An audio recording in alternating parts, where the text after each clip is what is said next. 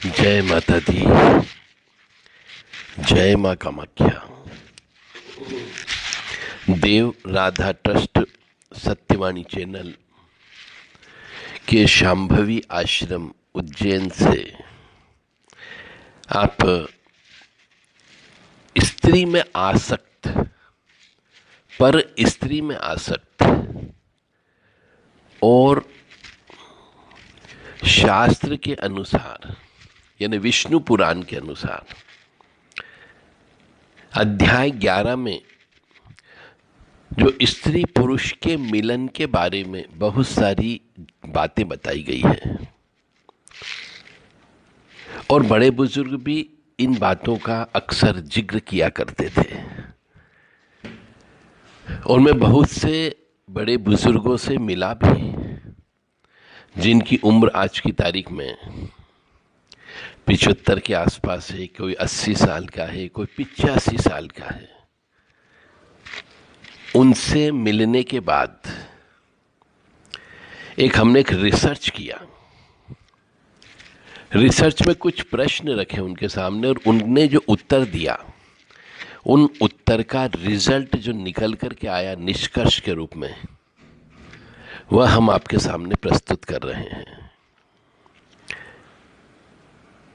ओम मृत्युंजय महादेव त्राहि माम शरणागतम जन्म मृत्यु जरा व्याधि पीड़ितम कर्म बंधने। यह महामृत्युंजय मंत्र है। आप आज स्त्री पुरुष मिलन के बारे में देव राधा ट्रस्ट सत्यवाणी चैनल के उज्जैन स्थित आश्रम शांभवी आश्रम से आज इस बारे में रहस्यमय ज्ञान सुनेंगे, जो बहुत ही कड़ी मेहनत के बाद में रिजल्ट जो प्राप्त हुआ वो आपके सामने प्रस्तुत है। पर स्त्री की आसक्ति पुरुष को यह जीवन और दूसरा जीवन दोनों जगह भयंकर कष्ट देती है। अब यहां पर लिखा हुआ है पर स्त्री की आसक्ति, यानी पुरुष के बारे में लिखा गया है।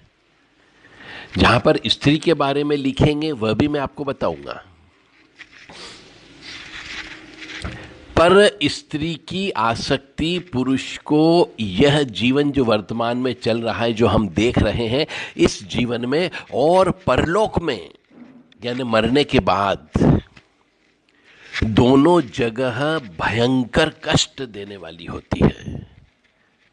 और व्यक्ति यदि मर जाए उस पर स्त्री की आसक्ति लिए हुए है तो वह अनंत काल तक प्रेत बन करके किसी दूसरों के शरीर के अंदर प्रवेश करके भोग विलास करता है।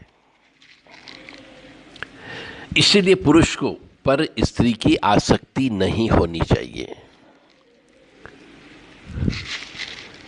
यदि इस जीवन में यानी इहलोक में उस भोग सक्त की आयु क्षीण हो जाती, यदि इस जीवन में कोई मनुष्य पर स्त्री गमन करता है जिससे उसका विवाह नहीं हुआ हो,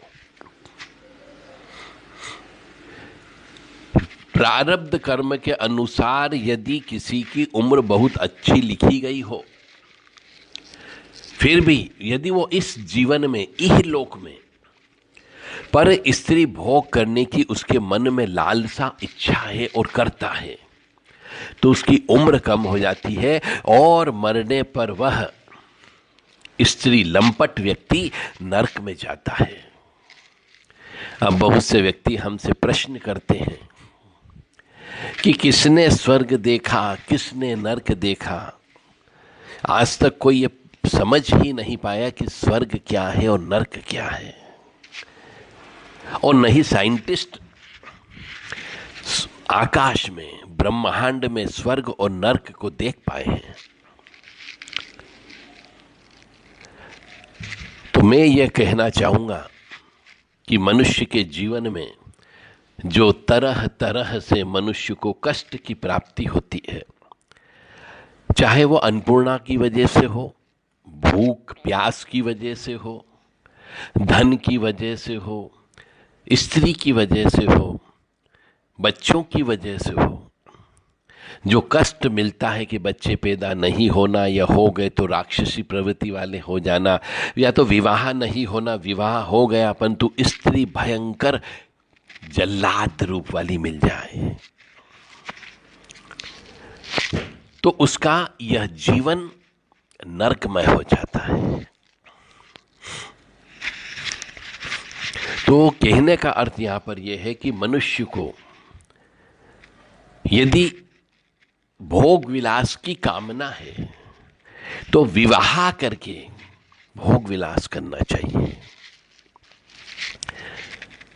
यदि वो पर स्त्री शब्द यूज किया गया है यहाँ पे, पर स्त्री यानी पराई नारी जो आपकी नहीं है, यदि उसमें आसक्ति रखोगे तो निश्चित तौर से बीमारियां भी लगेगी और उम्र भी कम हो जाएगी।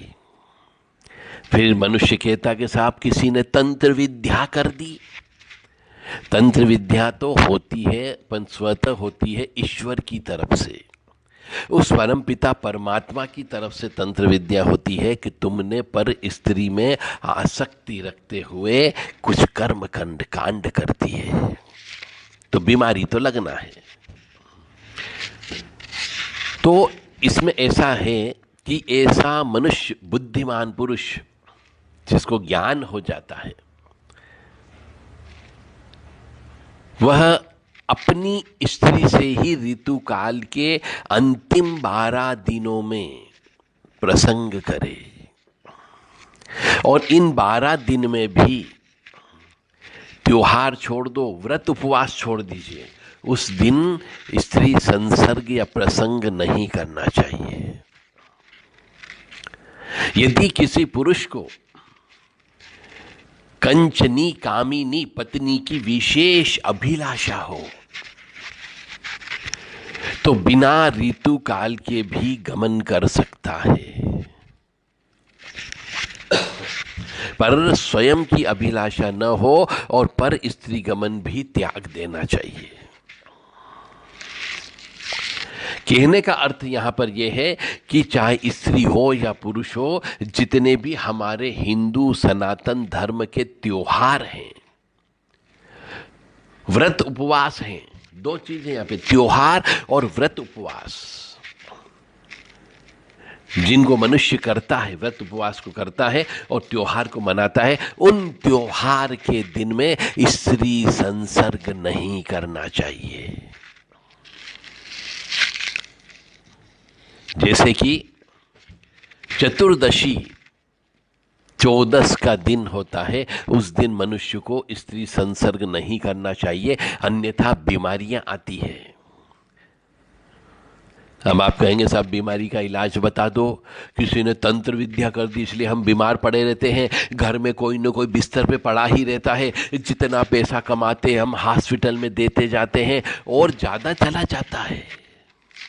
तो इसका एकमात्र कारण है पराई स्त्री के साथ संसर्ग करना। तो चतुर्दशी, ये चतुर्दशी हमारा पर्व कहलाता है। अष्टमी का दिन, अमावस्या का दिन, पूर्णिमा का दिन, सूर्य की संक्रांति, ये सब हमारे त्योहार हैं, पर्व हैं। इन त्योहार के दिन स्त्री पुरुष रमण नहीं करना चाहिए।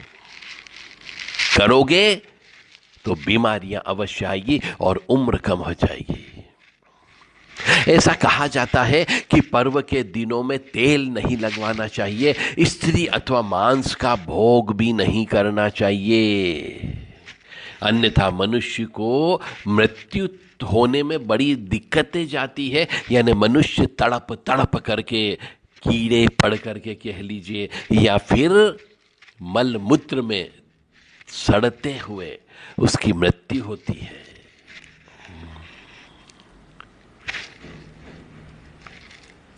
तो एक बुद्धिमान पुरुष को और संयम रखने वाले पुरुष को 30 त्योहार के दिन में स्त्री से दूर रह करके देवी उपासना करना चाहिए, देवताओं की उपासना करना चाहिए, यज्ञ अनुष्ठान करना चाहिए, ध्यान करना चाहिए, जप करना चाहिए, ताकि आपको पुण्य की प्राप्ति हो सके। क्लियर कट रिसर्च ये कहता है कि जो मनुष्य स्त्री संसर्ग, तीज, त्योहार या व्रत उपवास के दिन करता है, उसे बीमारियां लगती है। ये आज के जमाने में जो बीमारियां जवान मनुष्यों को लग रही, इसके पीछे का कारण ही यही है। बीमारियां क्यों आती है? क्यों जवान मनुष्य की हार्ट अटैक में मृत्यु हो जाती है? क्यों बहुत जल्दी किडनी लीवर फेल हो जाता है? कैंसर क्यों होने लगा है? ये आपके द्वारा तीज, त्योहार और पर्व के दिन भी स्त्री संसर्ग करने की वजह से बीमारियां लगती है।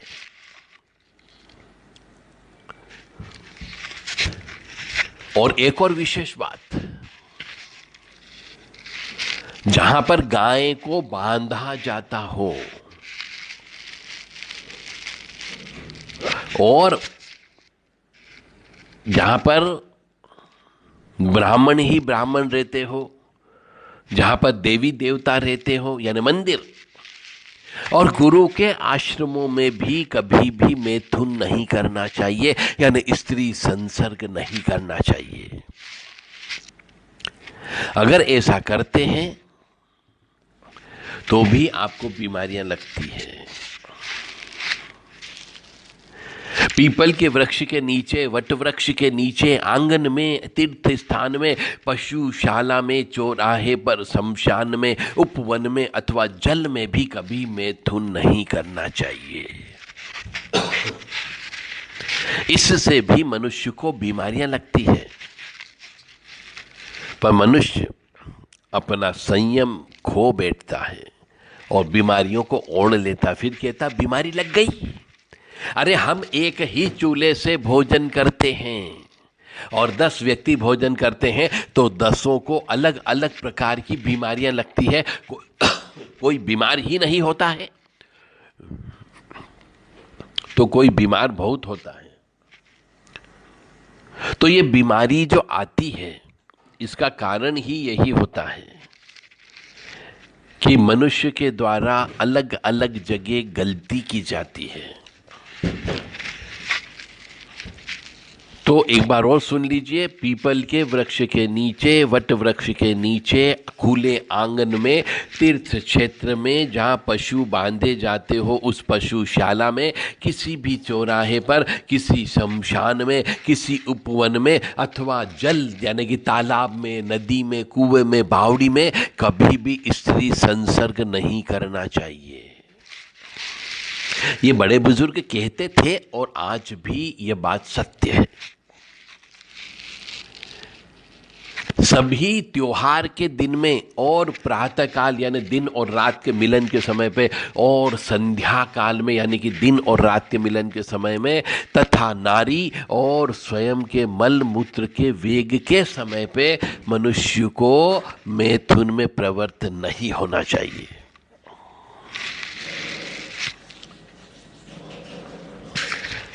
त्योहार के दिन में, कोई भी त्योहार हो, जैसे हमारे यहाँ आते हैं रामनवमी, 16 श्राद्ध, नवरात्रि, कालरात्रि, होलिका, ये पर्व के दिन कहलाते हैं। हनुमान जयंती, भैरव जयंती, इन दिनों में स्त्री गमन करने से धन की भी हानि होती है। इसीलिए आज के अधिकतर मनुष्यों के पास में धन नहीं है, ऋणी है, ऋण में जीवन जी रहे हैं।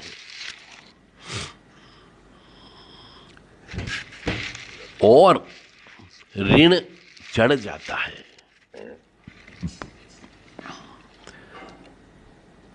शास्त्र कहता है, बड़े बुजुर्ग भी यही कहते हैं कि दिन में रति कर्म करने से पाप होता है और पृथ्वी पर वीर्य त्याग करने से रोग की उत्पत्ति होती है, और जलाशय में स्त्री के साथ प्रसंग करने से अमंगल होता है। अब जब अमंगल होने लग गया तो आप कहेंगे किसी ने तांत्रिक जादू टोना कर दिया। व्यक्ति को महसूस होना चाहिए, गलती महसूस होना चाहिए कि मैंने गलती की, इस वजह की सजा मिल रही है। परंतु व्यक्ति तांत्रिकों के पास भागता है, गुनिया लोगों के पास भागता है, भोपाल लोगों के, भगत लोगों के पास भागता है और उनसे कहता है कि साहब मेरे ऊपर किसी ने तंत्र विद्या कर दी, इसलिए मेरे घर में अमंगल होने लगा है। जबकि गलती उस पुरुष की होती है। तो मैं बार बार तंत्र विद्या का इसलिए इसमें वो निष्कर्ष के रूप में लिख रहा हूं, बता रहा हूं कि बहुत सी गलतियां आप स्वयं करते हैं जिनकी वजह से स्वतः परमपिता परमात्मा आपको सजा देता है और आप सोचते हो किसी ने तंत्र विद्या कर दी, इसलिए अब हमारा अमंगल होने लगा है, कोई भी कार्य सफल नहीं होते हैं, पैसे लगाते पैसे डूब जाते हैं। तो इसके लिए प्रायश्चित कर्म करना पड़ता है। और शास्त्र ये कहता है कि पर स्त्री से तो वाणी से भी संसर्ग नहीं करना चाहिए, तो मन या कल्पना से भी प्रसंग न करना चाहिए, क्योंकि उससे मैथुन करने वाले को, ऐसा करने वाले मनुष्य को उसके अस्थियां भी प्राप्त नहीं होती है, यानी कीड़े पड़ पड़ के मनुष्य मरता है।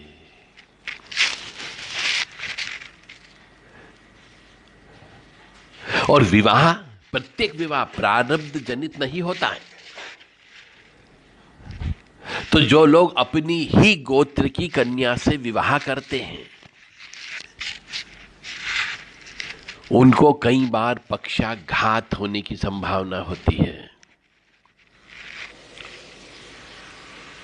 और जो मनुष्य पराई स्त्री के वक्ष स्थल, कटी भाग, सीना, नाभि और अन्य गुप्त अंग को देखते हैं, वे कई हजार वर्षों तक नरक में रहकर फिर हीन कर्म करने वाले कर्म में जन्म लेकर के नेत्रहीन हो जाते हैं, जिससे वे सदा घृणा के पात्र होते हैं।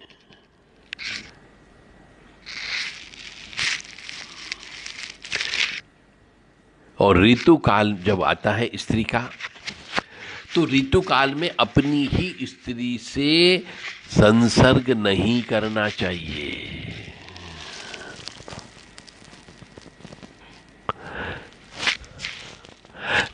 रात्रि में शुभ समय में स्त्री संसर्ग करना चाहिए, परंतु शास्त्र कहता है कि यदि स्वयं की 7 फेरे के माध्यम से प्राप्त की गई स्त्री, कन्या दान में प्राप्त की गई स्त्री यदि अप्रसन्न हो, यदि रोगिणी हो, रजस्वला से हो, उसकी इच्छा नहीं हो, यदि वो भयंकर क्रोधित अवस्था में हो, यदि वो दुखी हो और यदि वो गर्भिणी हो, तो उसके साथ संसर्ग नहीं करना चाहिए। ये शास्त्र में वर्णन है। परंतु आज के जमाने में, इस कलयुग में हम देखते हैं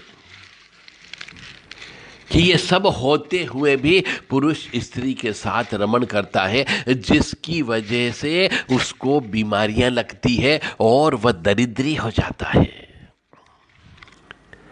अब शायद आपके समझ में आ गई होगी कि आप रोगिणी क्यों हो गए, आपके ऊपर रोग क्यों लग गए, या आप दरिद्री क्यों हो गए, आपके पास धन की कमी क्यों हो गई, आपके पास पैसे की बचत क्यों नहीं होती, क्योंकि आप ये गलत कार्य करते हैं, शास्त्र के खिलाफ काम करते हैं। आपके घर में अमंगल क्यों होता है, ये इसी वजह से अमंगल होता है। तो एक बार और सुन लीजिए कि स्वयं की पत्नी भी हो तो भी यदि वह अप्रसन्न हो तो उसके साथ रमण नहीं करना चाहिए। यदि स्त्री रोगिणी हो तो उसके साथ रमण नहीं करना चाहिए। यदि स्वयं की स्त्री रजस्वला से हो तो रमण नहीं करना चाहिए। यदि स्वयं की स्त्री की इच्छा नहीं हो तो उसके साथ रमण नहीं करना चाहिए। यदि स्वयं की स्त्री क्रोधिनी हो तो उस समय भी रमण नहीं करना चाहिए। और यदि स्वयं की स्त्री दुखी हो किसी भी तरीके से तो उसके साथ रमण नहीं करना चाहिए। और एक बहुत ही विशेष बात कि यदि स्वयं की स्त्री गर्भवती हो गई हो तो गर्भवती होने के बाद में जब तक बच्चा पैदा न हो जाए उसके साथ संसर्ग नहीं करना चाहिए।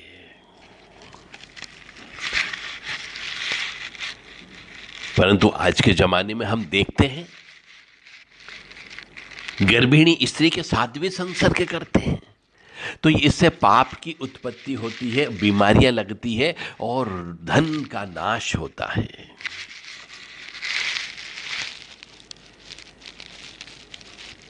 इसी प्रकार से जो सीधे स्वभाव की ना हो, यानी टेढ़ी आड़ी स्त्री हो, किसी दूसरे पुरुष से संसर्ग करने की अभिलाषा रखती हो,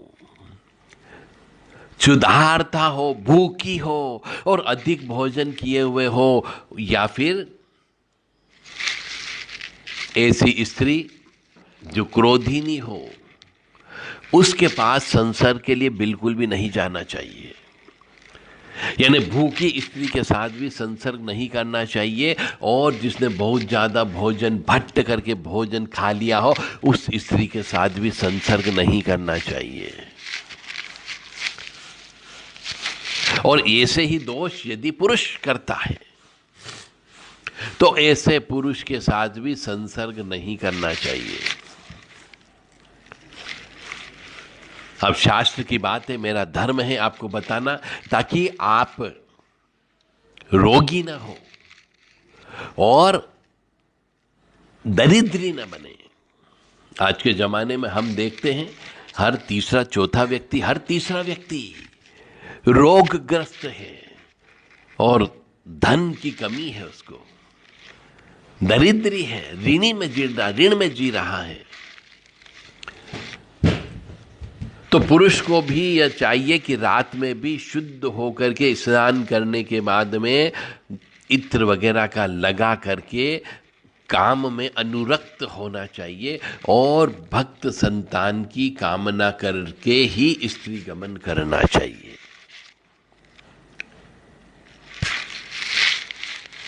शास्त्र कहता है कि गृहस्थ के नियम है और जिनको मोक्ष की इच्छा हो।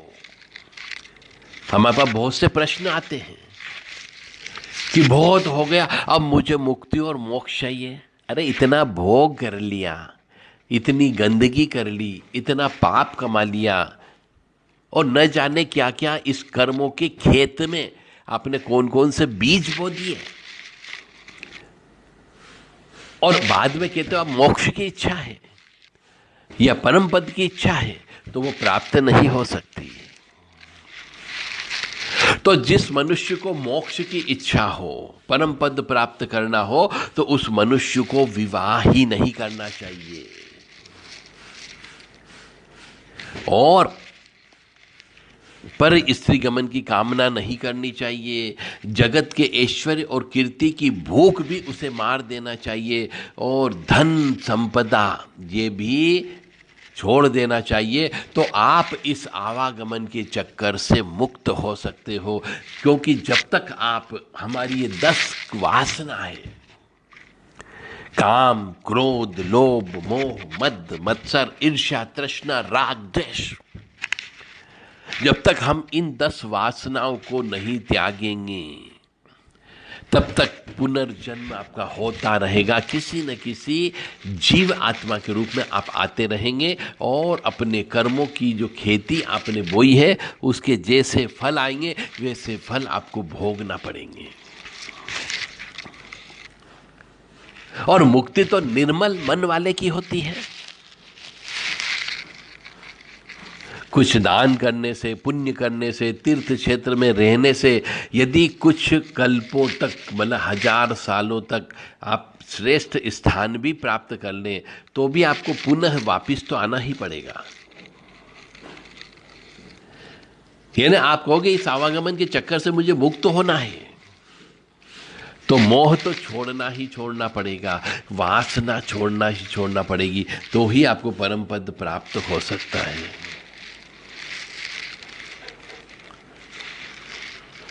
कहने का अर्थ यहां पर यह है कि मनुष्य को यदि आवागमन के चक्कर से मुक्त होना है और बच्चे के दिल दिमाग में ये बात डालना है कि तुझे दोबारा जन्म नहीं लेना है, तू जहाँ से आया वापिस वहीं उसी परम पिता परमात्मा में विलीन हो जाए, तो उसका विवाह मत करो और उसको शुरू से ही इस प्रपंच से कहना चाहिए 10 राक्षसों से दूर रखना चाहिए। काम, क्रोध, लोभ, मोह, मद, मत्सर, ईर्ष्या, तृष्णा, राग, द्वेष से दूर कर दो, तो वो परम मोक्ष की प्राप्ति हो सकती है।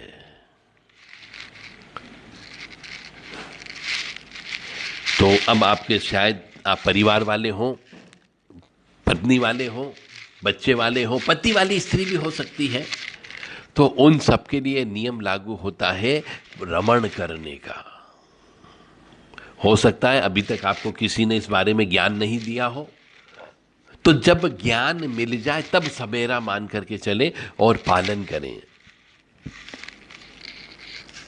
बिल्कुल एक सेंटेंस में मैं आपको बता देता हूं कि कोई भी त्योहार हो, हिंदू सनातन धर्म का त्योहार, और जिस दिन स्त्री या पुरुष कोई भी व्रत उपवास रखे, उस दिन स्त्री संसर्ग नहीं करना चाहिए, रमण नहीं करना चाहिए। और हर महीने की चतुर्दशी के दिन भी रमण नहीं करना चाहिए, अष्टमी के दिन भी नहीं करना चाहिए, अमावस्या के दिन नहीं करना चाहिए, पूर्णिमा के दिन नहीं करना चाहिए, और संक्रांति, सूर्य की संक्रांति यानी जो जनवरी के अंदर आती है, 14-15 जनवरी के आसपास आती है, उस दिन भी रमण नहीं करना चाहिए। और यदि करोगे और किया है तो कष्ट भुगतने के लिए तैयार रहिए। फिर आप किसी को दोष मत दो कि हमारे ऊपर किसी ने तंत्र विद्या कर दी। आपने अपने आप पर संयम नहीं रखा तो गलती आपकी हुई। आप दूसरों को क्यों इल्जाम लगाते कि उसने तंत्र विद्या कर दी, वो निगाह से देख लेती है या देख लेता है तो मैं बीमार पड़ जाती हूं या बीमार पड़ जाता हूं।